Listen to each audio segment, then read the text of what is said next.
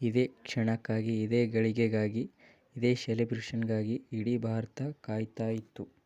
Finally team India ಮತ್ತೂಮ್ಮೆ champion. ಐಸಿಸಿಯ mini ವಿಶ್ವಯುದ್ಧದಲ್ಲಿ ಅಜೇಯವಾಗಿ ಫಿನಾಲೆಗೆ ಕಾಲಿಟ್ಟ ರೋಹಿತ್ ನಾಯಕತ್ವದ ಬಳಗ. ಟೀಮ್ ಇಂಡಿಯಾವು ನ್ಯೂಜಿಲೆಂಡ್ ತಂಡವನ್ನು ಸೋಲಿಸುವ ಮೂಲಕ ಟ್ರೋಫಿಯನ್ನು ಎತ್ತಿಹಿಡಿದಿದೆ. ಟಿ20 ವಿಶ್ವಕಪ್ ಗೆದ್ದು 8 ತಿಂಗಳ ಅಂತರದಲ್ಲೇ ಮತ್ತೂಂದು ಐಸಿಸಿ ಟೂರ್ನಿಯ ಚಾಂಪಿಯನ್ ಆಗಿ ಮೆರೆದಾಡಿದೆ ಟೀಮ್ ಇಂಡಿಯಾ. ಭಾರತ ಟ್ರೋಫಿ ಎತ್ತಿ ಕುಣಿದಾಡುತ್ತಿದ್ದ 140 ಕೋಟಿ ಭಾರತೀಯರ ಕಣ್ಣಾಲೆಗಳು ಒದ್ದೆಯಾಗುತ್ತಿದೆ. ಬಿಳಿ ಕೋಟ್ ತೊಟ್ಟ ಭಾರತೀಯರ ಸಂಭ್ರಮ ಮುಗಿಲು ಮುಟ್ಟುವಂತಿತ್ತು. ಐಸಿಸಿ ಚಾಂಪಿಯನ್ ಟ್ರೋಫಿಯನ್ನು ಗೆದ್ದಿರುವ ಟೀಮ್ ಇಂಡಿಯಾವು ಇವತ್ತಿನ ಸಂಭ್ರಮ ಹೇಗಿದೆ ಅಂತ ನೋಡೋಣ ಬನ್ನಿ.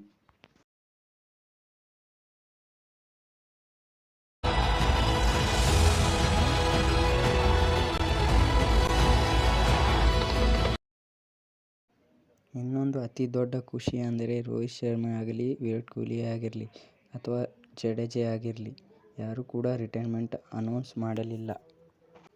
ಚಾಂಪಿಯನ್ ಟ್ರೋಫಿ ಗೆದ್ದ ಬಳಿಕ ರಿಟೈರ್ಮೆಂಟ್ ಕೊಡ್ತಾರೆ ಅಂತ ಕ್ರಿಕೆಟ್ ಅಭಿಮಾನಿಗಳು ಅಂದುಕೊಂಡಿದ್ದರು. ಅದರ ಬಗ್ಗೆ ರೋಹಿತ್ ಶರ್ಮಾ ಚೆನ್ನಾಗಿ ಮಾತನ್ನು ಯಾವ ಥರ ಹೇಳಿದ್ದಾರೆ ಅಂತ ನೋಡೋಣ ಬನ್ನಿ.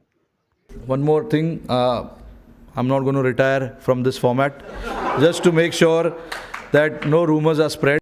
ಮತ್ತೆ ಅದೇ ರೀತಿ ನಮ್ಮ ಕನ್ನಡಿಗ ಕೆಎಲ್ ರಾಹುಲ್ ಮರೆಯುವಂತಿಲ್ಲ. ಟೀಮ್ ಇಂಡಿಯಾ ಕಷ್ಟದಲ್ಲಿ ಇದ್ದಂಥ ಸಂದರ್ಭದಲ್ಲಿ